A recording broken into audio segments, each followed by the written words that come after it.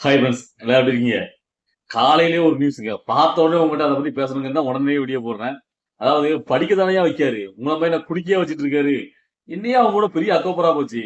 அதாவது உங்களுக்கு அவர் வந்து பாத்தீங்கன்னா மக்களிடையே பெரிய செல்வாக்கா இந்த இளைஞர்களிடையே வளர்ந்துட்டு இருக்குது பிடிக்கல. உடனே அதுக்கு என்னென்ன உண்டோ உங்களுடைய அந்த அதிகாரத்தை பயன்படுத்தி உங்களுக்கு என்னென்ன முயற்சியில முடியுமோ எல்லாத்தையும் முயற்சி பண்ணி பாக்கீங்க. சோ இன்னைக்கு நம்ம எதை பத்தி பேச போறோம் கேட்டீங்கன்னா, அதாவது சென்னையில, அதாவது வட சென்னை கிழக்கு மாவட்டத்தை சேர்ந்த ஆர்கே நகர் பகுதியில் வந்து பாத்தீங்கன்னா தளபதி விஜய் அவருடைய ஒரு பயிலகம், அதாவது பாத்தீங்கன்னா தளபதி விஜய் அவர்கள் ரொம்ப வருஷமாவே பாத்தீங்கன்னா ஒரு பயிலகம் ஆரம்பிச்சு அதுல வந்து பாத்தீங்கன்னா ஏழை மாணவர்களுக்கு படிப்பு சொல்லிக்கிற மாதிரி ஒரு விஷயத்த பண்ணிட்டு முன்னெடுத்து இது வரைக்கும் யாருமே எந்த ஒரு அரசு கட்சியுமே இந்த மாதிரி ஒரு நல்ல விஷயத்த முன்னெடுத்ததே கிடையாது. அதை வந்து பாத்தீங்கன்னா முதலாக அறிமுகப்படுத்தி அப்படி ஒரு விஷயத்த முன்னெடுத்துட்டு இருக்கிறது தளபதி விஜய் அவர் தான். அது எல்லா ஊர்லயும் நிறைய மாவட்டங்கள் இது செயல்பட்டு இருக்கு. சோ அப்படி ஒரு அந்த ஒரு தளபதியோட பயிலகம் தான் பாத்தீங்கன்னா ஆர்கே நகர் பகுதியில் பாத்தீங்கன்னா செயல்பட்டு இருக்கு. இப்போ அந்த பகுதியில உள்ள திமுகவை சேர்ந்தவர் பாத்தீங்கன்னா இதை எப்படியாவது அகற்றணும் அப்படிங்கிற பேர்ல இப்ப காவல்துறை கூட்டு வந்து காலையில இன்னைக்கு காலையில இருந்து அது வந்து பாத்தீங்கன்னா அதை அகற்றணும் இடங்களா இருக்கு அப்படிங்கிற மாதிரி அங்க ஒரு பிரச்சனை போயிட்டு இருக்கு. சோ அதான் இப்ப வந்து பாத்தீங்கன்னா தமிழை வச்சுக்கிறது தோழர்கள் பாத்தீங்கன்னா பயங்கரமா இப்ப அதை ஷேர் பண்ணிட்டு இருக்காங்க. ஏன்னா இது பாத்தீங்கன்னா இது எப்படி விட்டோம் அப்படின்னா தளபதி விஜயோடைய ஒவ்வொரு விஷயத்தையும் நோண்ட ஆரம்பிப்பாங்க. ஏன்னா தளபதி விஜய் நம்ம மக்களிடையே மிகப்பெரிய ஒரு செல்வாக்கா வளர்ந்துட்டு இருக்குது. உள்ள ஆளுங்கட்சிக்கு பிடிக்கவே இல்லை. ஏன்னா 2026 தேர்தல்ல எங்க ஒரு பெரிய செல்வாக்கோட ஜெயிச்சிருவாரோ அப்படிங்கிறதுல அதுக்கு நெகட்டிவான ஒரு இமேஜ் கொடுக்குற மாதிரி அது எதெல்லாம் பாத்தீங்கன்னா மக்களிடையே வந்து ரீச் ஆகிட்டு இருக்கு. சோ அப்ப அதெல்லாம் வந்து கெடுக்கணும் அப்படிங்கிற பேர்லயே அவங்க கண்ணை கட்டி வேலை செஞ்சுட்டு இருக்காங்க. அப்படிதான் இப்ப ரீசெண்டா வந்து பாத்தீங்கன்னா அவங்க கூட்டணி கட்சியுடைய வேல்முருகன் பாத்தீங்கன்னா எந்த அளவுக்கு தளபதி விஜய் அவருடைய அந்த கல்வி விருது விலங்கு விழா கொச்சப்படுத்துற அளவுக்கு அதை வந்து பாத்தீங்கன்னா ஒரு மாதிரி பேசதான் தெரியும். சோ இப்போ தளபதி விஜயோட அந்த பயிலகம், அதாவது நான் கேட்கிறேன், அது படிப்பு சொல்லிக்கிற விஷயம் தானே. அதாவது கஷ்டப்படுற ஏழை மாணவர்களுக்கு அங்க வச்சு ஒரு படிப்பு சொல்லிக்கிற மாதிரி ஒரு விஷயத்தானே முன்னெடுக்கிறது எவ்வளவுக்குள்ள நல்ல விஷயம். இதை எனக்கு தெரிஞ்சு பாராட்டணும்யா. இல்ல இந்த மாதிரி விஷயத்துல முன்னெடுக்கிறதுக்கு நீங்க ஊருக்குள்ள டாஸ்மாக திறந்து வச்சு இளைஞர்கள் எல்லாத்துக்கும் பாத்தீங்கன்னா அவங்க வாழ்வை சீரழிச்சிட்டு இருக்கீங்க குடிக்க வச்சு. சோ அந்த இதை கம்பேர் பண்ணும்போது தளபதி விஜய் எந்த மாதிரி ஒரு முன்னெடுப்பு எடுக்காரு. இதை வேணா நீங்களும் இதே மாதிரி ஒரு விஷயத்த முன்னெடுக்க வேண்டியதானே. அதை விட்டு அதை அப்படி என்ன ஒரு பிரச்சனை ஆயிப்போச்சு அகற்ற அளவுக்கு. இல்ல அது வந்து என்ன இல்ல எனக்கு புரியல. எந்த அளவுக்கு வேலை பார்க்கறாங்கன்னு பாருங்களேன். அந்த மனுஷன் அங்க இருந்து செயல்படுது. அப்ப அவங்க ரீச் ஆகுறாரு. அப்ப அதை நம்ம கெடுக்கணுங்கிறதுல எப்படி கங்கணம் நான் கேட்கிறேன். இதே ஒரு அக்கறையை என்னைக்காவது ஒரு டாஸ்மாக் இருக்கு ஒரு பகுதியில அது மக்களுக்கு இடைஞ்சலா இருக்குன்னு மக்கள் சொல்றாங்கன்னா உடனே அடுத்த நிமிஷமே பேர் அகச்சருக்கு போயிருக்கீங்களா? அப்படி போனது கிடையாது. ஆனா ஒரு பயிலகம் வச்சு நடத்துறாங்க. அது என்ன நடந்துட்டு இருக்கு ஒரு படிப்பு சொல்லிருக்கிற விஷயத்துல என்ன இதுல வந்து நிறைய பேர் கமெண்ட் போட்டிருக்காங்க பாருங்க. ரொம்ப அந்த முரட்டு முட்டு அடிக்கிற அந்த அடிமை கூட்டத்துல கொத்தடிமைகள் என்ன பண்ணுவாங்க கேட்டீங்கன்னா, ஏன்னா நீங்க எதுக்குமே பெர்மிஷன் வாங்க மாட்டீங்களா? அவங்க பாட்டு இஷ்டத்தை நடத்துவீங்களா? இல்ல இப்படிதான் ரோட் ஷோ போறீங்க. ஏய், ரோட் ஷோவாவது ஒரு பெர்மிஷன் வாங்கணும், மத்தவங்க இடைஞ்சலா இருக்கும். ஓகேவா? அது சொல்றேன். ஓகே, இதுக்கு என்னையா சரியா பெர்மிஷன் வாங்கணும் இல்லன்னு சொல்லல. இப்ப பெர்மிஷன் வாங்காதனால இதுக்கு என்ன பிரச்சனை கேட்கிறேன். இப்ப அடுத்தவங்களுக்கு ஏதாவது இம்சையா இருக்கா?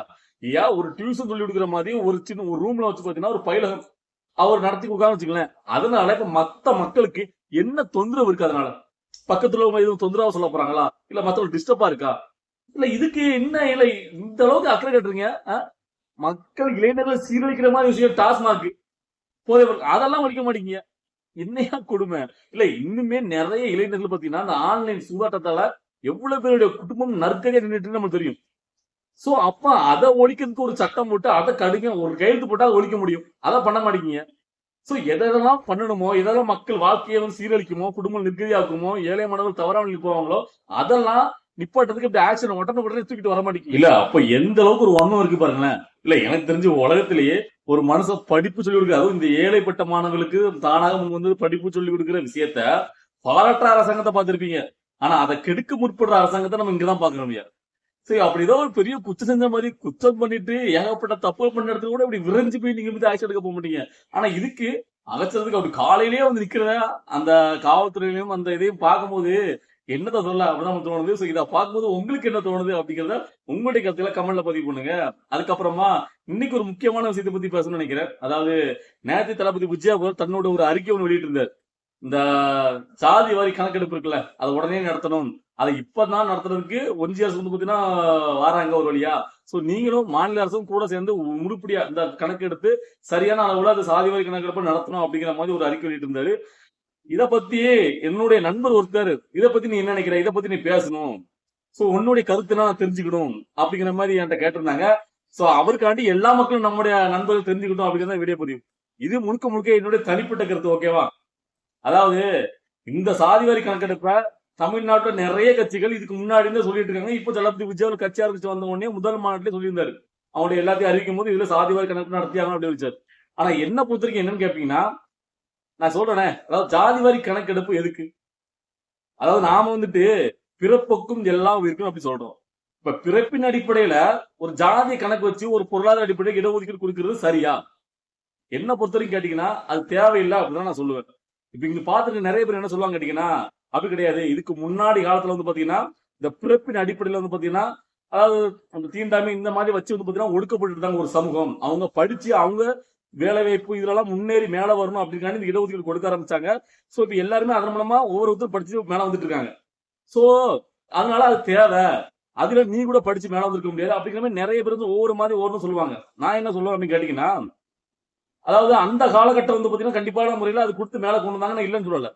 ஆனா சட்டங்கிறது மக்களுக்கானதுதான். அது காலத்துக்கு ஏற்பவே மாற்றக்கூடியது. என்ன பத்தி கேட்டீங்கன்னா, அந்த காலம் இருந்த அந்த அடக்குமுறைக்கு அது கரெக்ட். ஆனா இப்பவும் அதே நிலைமை தொடரணும் அப்படி கேட்டீங்கன்னா நான் என்ன பொறுத்த வரைக்கும் தேவையில்லை. இப்போதைக்கு பொருளாதார அடிப்படையில தான் பின்தங்கி இருக்காங்க மக்கள். சோ பொருளாதார அடிப்படையை நீங்க வந்து ஃபாலோ பண்ணி இடஒதுக்கீடு கொடுத்தாங்க அப்படின்னா ரொம்ப வந்து நல்ல விஷயமா இருக்குங்கிறது என்னுடைய தனிப்பட்ட கருத்து. அதாவது இங்க காலங்காலமா என்ன பிரச்சனை இருக்குன்னீங்கன்னா, ஜாதி பிரச்சனைங்கிறது இப்போ வரைக்கும் அது எந்த அளவுக்கு கொடூரமா போயிட்டு இருக்குன்னு தெரியும். எவ்வளவு ஆண்டுகளும் தாண்டி மக்கள் எல்லாம் படிக்க ஆரம்பிச்சு நிறைய பெரிய பெரிய அதாவது அறிவு சார்ந்த மக்கள் எல்லாம் போன பின்னாடியும் இந்த ஜாதிங்கிறது இன்னுமே பாத்தீங்கன்னா மக்களிடையே பரவிதான் கிடக்கு. அதாவது வெளிப்படையில வந்து பாத்தீங்கன்னா சில பேர் இந்த கிராமத்துல உள்ளவங்க பாத்தீங்கன்னா தான் பேருக்கு பின்னாடி அடையாளமா ஜாதி போட்டுக்கிறது பெருசா நமக்கு தவறா தெரியும். ஆனா இங்க படிச்ச அதாவது பெரிய வந்து பாத்தீங்கன்னா நாங்க வந்து ரொம்ப டீசென்டான கைஸ், அதாவது படிச்சவங்க மேற்தட்டு மக்கள் அப்படின்னு இருக்கவங்க கூட மனசுக்குள்ள ரொம்ப விக்கிரமா இருக்காங்க ஜாதியில. அதாவது கேட்டீங்கன்னா எங்க காட்டுவாங்க அப்படின்னு கேட்டீங்கன்னா, அந்த கல்யாணம் பண்ண போகும்போது அந்த ஜாதியில வந்து ரொம்ப அழுத்தமா இருப்பாங்க. சோ அப்படிங்கும் போது இங்கே சில பேர் என்ன நினைக்கிறாங்கன்னா, ஜாதியை ஒழிக்கணும் அப்படின்னா இந்த கலப்பு திருமணங்கள் பண்ணா ஜாதியை ஒழிச்சிடலாம். சோ அப்படிங்கிறது சொல்றாங்க. அது ஒரு முன்னெடுப்பு. அது வந்து நான் தவறு சொல்ல மாட்டேன். அதுல வந்து பாத்தீங்கன்னா ஜாதி வந்து ஒழியறதுக்கு வாய்ப்பு இருக்கு. ஆனா ஆரம்பத்திலே நம்ம ஜாதியை ஒழிக்கணும், எங்க இருந்து ஒழிக்கணும்? இப்போ ஒரு பசங்க வந்து பாத்தீங்கன்னா முதல்ல கல்வி பயில போகும்போது நீங்க ஸ்டார்டிங்ல ஒரு ஸ்கூல்ல போறாங்கல்ல, எல்கேஜி பிரிகேஜி அங்கேயே போகும்போதே முதல்ல வந்து ஜாதி என்ன அப்படிதான் கேக்குறாங்க. சோ இப்போ அந்த பையனுக்கு அங்கேயே நீ ஜாதி கேட்கும் போது இப்போ அந்த ஸ்கூல்ல படிச்சுட்டே இருப்பான். இப்ப நம்மள மாதிரி பசங்க படிச்சுட்டே இருக்கும்போது எப்படி ஒவ்வொருத்தருக்கும் ஜாதி தெரியும் கேட்டீங்கன்னா, ஒரு சில கட்டத்துல திடீர்னு ஒரு ஆபீஸ்ல இருந்து ஒரு சர்க்குலர் வரும். எப்ப ஒரு குறிப்பிட்ட ஒரு 4-5 பேர் வாசிப்பாங்க. இவங்களும் ஆபீஸ் போங்க அப்படிம்பாங்க. என்ன கேட்டீங்கன்னா ஸ்காலர்ஷிப். இப்ப அவங்களுக்கு ஒரு மாதிரி இருக்கும், இவங்களுக்கு ஒரு மாதிரி இருக்கும். சில பேருக்கு ஸ்காலர்ஷிப் இல்லாம இருக்கும், ஓசி பிரிவு இருக்கு. சோ அப்படிங்கும் போது அங்கதான் ஒரு பிரிவினை உண்டாகுது. ஐயோ அவங்களாவது பாத்தீங்கன்னா இப்ப ஃப்ரீயா படிக்கலாம். சோ அப்படி ஒரு இப்ப எல்லாமே நம்ம கலையணும், இப்ப ஜாதியை ஒழிக்கணும் அப்படின்னு கேட்டீங்கன்னா அந்த ஜாதி இல்லாம தான் ஆக்கணும். சோ அப்படின்னா இப்ப நான் என்ன சொல்ல வரேன்னு கேட்டீங்கன்னா, இப்ப ஜாதி வாரி கணக்கெடுப்புல நீங்க என்ன சொல்ல வரீங்கன்னா, அதாவது விகிதாச்சார அந்த பிரதிநிதித்துவ அடிப்படையில இப்ப தளபதி விஜயாவுல தான் சொல்றாரு. அதன் அடிப்படையில நம்ம சரியா கணக்கிட்டு அந்த அடிப்படையில நம்ம ஜாதி இடஒதுக்கீடு கொடுத்தோம்னா சோ எல்லாருக்கும் சரியான அளவில் அதுவும் செஞ்சடையும். அப்போ நல்ல விஷயம் தான். சோ அதனால நம்ம வந்து கணக்கெடுப்பு நடத்தி அதுல கொடுக்கணும் அப்படி சொல்றீங்க. நான் நினைக்கிறேன் இப்ப கணக்கெடுப்பு எடுத்துட்டோம். இப்போ கண்டிப்பான முறையில ஒரு சாதி ஏதாவது ஒரு சாதி அதிகமாகவும் ஒரு சாதி கம்மியாகவும் தான் இருக்கும். எல்லா சாதியுமே கரெக்டான அளவு இருக்காதுல்ல. சோ கூட அப்போ திரும்பியும் பாத்தீங்கன்னா அப்ப நாங்க தான் அதிகமா இருக்கோம், நீங்களாம் கம்மியா இருக்கீங்க இங்கிற மனப்போக்கு இந்த மக்களிடையே உருவாகுதா? ஜாதி பிரச்சனை வந்து பாத்தீங்கன்னா உருவாகுதா? அதுக்கு நான் மேல ஏன் ஜாதிக்காரன் அதிகமான பேர் இருக்கான், இத்தனை கோடி பேர் ஏன் ஜாதிக்காரன் ஏன் இருக்கான் அப்படிங்கிறதுல அரசியலுக்கு பண்ணுவாங்களா பண்ண மாட்டாங்களா? அரசியல்வாதிகளா அந்த அதிகமா இருக்கக்கூடிய அந்த ஜாதி இருக்கக்கூடிய அவங்களுக்கு முக்கியத்துவம் கொடுக்க நினைப்பாங்க. ஓ இவதான் அத்தனை கோடி பேர் அதிகமா இருக்கான், அப்ப இவனுக்கு ஏதாவது முக்கியத்துவம் தர்ற மாதிரி அவங்களுடைய தலைவருக்கு அவங்களுக்கு ஏதாவது பண்ற மாதிரி நல்ல திட்டங்கள் அறிவிப்போம், ஏதாவது ஒரு பண்ணி கொடுப்போம், அவங்க கேட்டா எல்லாம் சீக்கிரம் பண்ணி கொடுப்போம் அப்படிங்கிற மனப்போக்கு மாறிட்டாங்க அப்படின்னா அப்ப அந்த கம்மியா இருக்கிற மக்கள் இருக்காங்களா அவங்களுடைய நிலைமை என்ன ஆகும்? அதையும் யாருக்கும் யோசிக்க மாட்டீங்க. எல்லாருமே ஜாதியை ஒழிக்கணும், ஜாதி பார்க்க கூடாது, பிறப்புக்கு எல்லா உயிருக்கும் எல்லா அரசியல் கட்சி தலைவர்களும் நான் இதை சொல்றேன், தளபதி விஜய் உட்பட. நான் வந்து தளபதி விஜயோட அரசியல் ஆதரிச்சிட்டு இருக்கேன். ஆனா எனக்கு தப்புன்னு தெரிஞ்சா அதை வந்து முதலாளா சொல்லுவேன். சோ அப்படி இருக்கும்போது இது எப்படி நம்ம வந்து எடுத்துக்க முடியும்? சோ அப்ப திரும்பி அந்த ஜாதி அடிப்படை எல்லாருக்கும் தெரிஞ்சுன்னா திரும்பி அந்த ஜாதி பிரச்சனை உருவாக்கம் செய்யும். ஜாதி அழிக்கணும்னா முதல்ல இந்த கல்வி, அதாவது அரசாங்கத்தால கொடுக்கக்கூடிய அந்த கல்வி நிறுவனங்கள் இருந்து ஜாதி நம்ம ஒழிக்கணும். ஜாதியின் அடிப்படையில எந்த ஒரு இடத்துக்கும் தேவையில்லை. சோ நீங்க இப்படி ஒரு சர்வே எடுங்களேன், ஜாதியின் அடிப்படையில இடஒதுக்கீடு தேவையா தேவையில்லையா? நீங்க வந்து படிச்ச இளைஞர்கள் ஸ்கூல்லா காலேஜ் வாஜா போங்க, இதுல இடஒதுக்கீடு கொடுக்கணுமா வேண்டாமான்னு கேளுங்க. ஏன்னா இப்ப இடையில வந்து பாத்தீங்கன்னா ஒரு சமூகம் வந்து பாத்தீங்கன்னா எங்களுக்கு வந்து பாத்தீங்கன்னா நீங்க பட்டியல ஒரு இது அதை பட்டியலை விட்டு வெளியேற்றுக்கு தான் கேட்டுட்டு இருக்காங்க. சோ ஒரு குறிப்பிட்ட சமயம் எங்களுக்கு அதை வைக்காதீங்க, எங்களுக்கு இருக்காரு, எதுக்கு எங்களுக்கு தேவை, நாங்க அப்படியே கிடையாது, எங்களுக்கு தேவையில்லைன்னு சொல்லிட்டு ஒரு சமூகம் போராடிட்டு இருக்கு. சோ அப்படிங்கும்போது நீங்க இன்னுமே பாத்தீங்கன்னா ஜாதி வச்சு அடக்கணும், ஜாதி மாதிரி கணக்கெடுப்பு எடுத்து நடக்கணுங்கிறது எந்த வகையில ஏற்றுக்க முடியும்? திரும்பி அதாவது ஒரு பிள்ளை படிக்க கஷ்டப்பட்டு ஏழை மாணவன் படிக்கான். அதாவது நேற்று கூட கல்வி விருது தளபதி விஜய் அவர் நாளைக்கு முன்னாடி கொடுத்தாருல, அது மெழுகுவர்த்தி இதுல வந்து படிச்சா அந்த மில்ல ஐஐடி தேர்வாயிருக்கு. சோ அப்ப அதை ஊக்குவிக்காங்க. சோ அப்படி பொருளாதார அடிப்படையில் தானே பின்தங்கி இருக்காங்க. சோ அப்ப அதுல பொருளாதார அடிப்படையில பின்தங்கினா எந்த ஜாதியா இருந்தாலும் அவங்களுக்கு வந்து பாத்தீங்கன்னா ஏதாவது கொடுத்தா அவங்க மேல வந்து அவங்க வாழ்வாதாரத்துக்கு ஏதாவது பண்ணி மேல வந்து வைக்கணுமே தவிர நீங்க வந்து பாத்தீங்கன்னா இந்த பிறப்பின் அடிப்படையோட சாதியை வச்சு நீங்க வந்து பாத்தீங்கன்னா ஒரு அரசாங்கம் வந்து பாத்தீங்கன்னா இடஒதுக்கீடு அவங்களுக்கு வேலை வாய்ப்புல முன்னுரிமை எல்லாத்தையும் கொடுக்கும்போது அப்போ அது கிடைக்காம நல்ல மார்க்குன்னு எடுத்திருப்பான் அவங்க வந்து பாத்தீங்கன்னா கூடுதல் ஜாதியா இருக்கான் அவனுக்கு அந்த இடஒதுக்கீடு கிடைக்கலங்கும் போது அவனுக்கு மேல ஒரு வன்மம் வரதான் செய்யும். என்னப்பா இது அப்ப இவங்க வந்து பாத்தீங்கன்னா பெருமை இப்ப நான் ஆண்ட பரம்பரை அது வரதானே செய்யுங்க. அப்போ நீங்க வந்து பாத்தீங்கன்னா ஒருத்தர் வந்து ஜாதி பேரை பின்னாடி போறதையோ ஜாதியை வந்து பாத்தீங்கன்னா உயர்த்தி பிடிக்கிறதையோ நீங்க தவறா பாத்தீங்கன்னா அப்ப ஜாதி வச்சு ஒருத்தர் இடஒதுக்கீடு கழிச்சு அவன் மேல முன்னுரிமை கொடுத்து அவனுக்கு எங்க கவர்மெண்ட் ஸ்கூல் அது எல்லா இடத்துலயும் முன்னுரிமை கல்வி வேலைவாய்ப்பு எல்லாத்தையும் முன்னுரிமை கிடைச்சவங்க மேல போயிட்டே இருக்கும்போது அப்ப இவனுக்கு வந்து அதை பார்க்கும்போது நம்ம நல்லா படிச்சிருக்கோம் இவ்வளவு மார்க் எடுத்துக்கோம் அவனை விட நான் 20 மார்க் கூட எடுத்துருக்கேன் இருந்தாலும் எனக்கு அந்த இடம் எனக்கு சோ இருந்தாலும் எனக்கு வந்து பாத்தீங்கன்னா அந்த இடம் கிடைக்க மாட்டேங்குது வேலைவாய்ப்பு கிடைக்க மாட்டேங்குன்னா அப்ப அந்த வருத்தம் வருமா வராதான். சோ அப்ப அந்த பிரிவுல இருக்கிற மாதிரி கூடதான் இதை வந்து பாத்தீங்கன்னா உண்மையா அதாவது நீங்க யாரு வேணா அந்த வீடியோ பாத்துட்டு இருக்கலாம். தளபதி விஜயாவில நீங்க சப்போர்ட் பண்ணலாம் நான் அதெல்லாம் குறை சொல்ல மாட்டேன். தளபதி விஜயோட அரசியல் பண்ணுங்க இப்ப இருக்கிற அரசியல் தளபதி விஜயோட அரசியல் பெற்றாங்கன்னு சொல்லுங்க. ஆனா இந்த விஷயத்தை அந்த சாதி வரி கணக்கெடுப்பு அப்படிங்கிற விஷயத்தை பொறுத்த வரைக்கும் உங்களுடைய தனிப்பட்ட கருத்துக்கிறது என்ன என்ன பொறுத்த இதான் அது தேவையில்லாது அப்படிங்கறது என்னுடைய தனிப்பட்ட கருத்து. ஓகேவா எனக்கு என்ன பொறுத்த வரைக்கும் ஆல்ரெடி இருக்கிற அந்த பிறப்பின் அடிப்படையில அந்த ஜாதிய அடிப்படையில கொடுக்குற இடஒதுக்கீடே வேண்டாங்கிறவன் என்னுடைய கருத்து. சோ நான் அப்படிதான் ஒரு மனப்போக்கு இருக்கு அதெல்லாம் தேவையில்லாது அப்படிங்கிறது என்னுடைய மனப்போக்கு. அப்படி இருக்கும்போது புதுசா நீங்க வந்து பாத்தீங்கன்னா ஜாதி வரி கணக்கெடுப்பு எடுத்து அதுல வந்து பாத்தீங்கன்னா சரியான பகிர்ந்து கொடுத்து நாங்க எதை விட்டு குளிப்போம் அப்படிங்கிறது திரும்ப மட்டும் ஜாதி ஒழிஞ்சு நினைச்சீங்களா இல்ல அதாவது எல்லாமே சீராயிரும் நினைக்கிறீங்களா?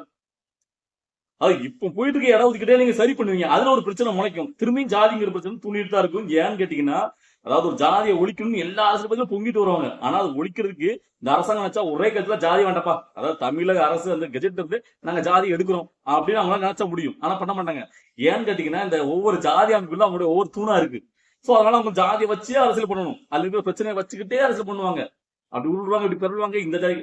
சோ கடைசி வரைக்கும் இந்த ஜாதி நீட்டு போகாம இந்த அரசியல பண்றதா இவங்களுடைய வேலை. ஏன்னா ஒவ்வொரு கூட்டமும் ஒவ்வொரு ஜாதிக்கும் ஒவ்வொரு தலைவர் முளைச்சிருக்காங்க. ஒவ்வொரு ஜாதிக்கு எங்களுக்கு எங்க பின்னாடி இந்த மக்கள் இருக்காங்க எங்க மக்களுக்காக நான் போராடுறேன் ஒவ்வொரு ஜாதிக்கு பின்னாடி ஒவ்வொரு தலைவர் முன்னாடி என்ன அதை சுகபோகத்தை அந்த அரசியல் அனுபவிச்சிட்டு இருக்காங்க. சோ அதனால அந்த மக்களை தூண்டி விட்டு அந்த ஜாதியை வந்து பாத்தீங்கன்னா எப்பவுமே நீத்து போகாம அந்த அரசியல பண்ணிட்டே இருப்பாங்க. அதுதான் இங்களுடைய அரசியல்வாதிகள். சோ அப்படிங்கும் போது இதை பார்த்துட்டு இருக்க தோழர்கள் நண்பர்கள் சோ உங்களுக்கு நான் பேச இந்த வீடியோல ஏதாவது மாற்று கருத்து இருக்கு இல்ல சரி இது தவறு எதா இருந்தாலும் உங்க மனசாட்சிப்படி அதான் நம்ம தளபதி விஜயோட அரசியல் ஆதரிக்கலாம் நீங்க உங்களுக்கு பிடிச்சிருக்கலாம் அவர் சொல்லிட்டாருக்காண்டி தனிப்பட்ட முறையில இந்த ஜாதி வரி கணக்கெடுப்பை பார்க்கும்போது பிறப்பின் அடிப்படையில ஜாதியை வந்து அடிப்படையா வச்சு இடஒதுக்கீடு கொடுக்கிறது அவசியம் இல்லாத தேவையில்லாத இந்த காலகட்டத்துக்கு அது என்ன அப்படிங்கறத உங்களுடைய கருத்தை எல்லாருடைய கருத்தையுமே நான் வந்து எதிர்பார்த்துட்டு இருக்கேன். சோ அதுக்கு உண்டான பதில நீங்க கொடுக்கணும்னு கேட்டுக்கிறேன். நான் ரிப்ளை பண்ண தயாரா இருக்கிறேன் வெயிட்டிங். ஓகேவா சோ பார்க்கலாம் பாய்.